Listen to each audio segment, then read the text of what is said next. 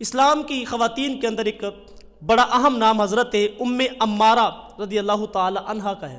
حضرت ام عمارہ یہ مدینہ کے رہنے والی تھیں اور قبیلہ بنو نجار سے ان کا تعلق ہے۔ بیعت عقبہ ثانیہ جو ہوئی ہے اس کے اندر یہ اسلام لائی تھی ام عمارہ رضی اللہ تعالی عنہا۔ آپ مختلف غزوات میں شرکت کرتی ہیں، لیکن غزوہ احد کے اندر آپ کی جو شرکت وہ بڑی نرالی ہے۔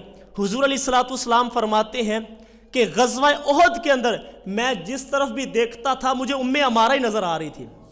جب حضرت ام عمارہ نے دیکھا نا، کیونکہ یہ گئی تھی زخمیوں کو پانی پلانے کے لیے، مرہم پٹی کرنے کے لیے، جب انہوں نے دیکھا کہ حضور علیہ الصلوۃ والسلام کے جو گرد لوگ کھڑے تھے وہ پیچھے ہٹ گئے ہیں اور یعنی وہ کفار کے مقابلے میں چلے گئے ہیں اور حضور علیہ الصلوۃ والسلام کا پیرا کوئی نہیں دے رہا، تو پھر انہوں نے تلوار نکالی اور تلوار نکال کے ایک خاتون کی بات کر رہا ہوں ام عمارہ تلوار نکالی اور نکال کے حضور کے پیرے کے لیے آ گئی۔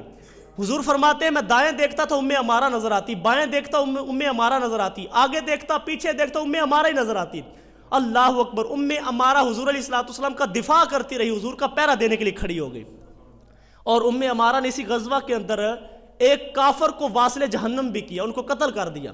اللہ اکبر! یہ حضور علیہ الصلوۃ والسلام کی تربیت کا رنگ تھا۔ حضرت ام عمارہ رضی اللہ تعالیٰ عنہ اس طرح اسلام کی خدمت کیا کرتی۔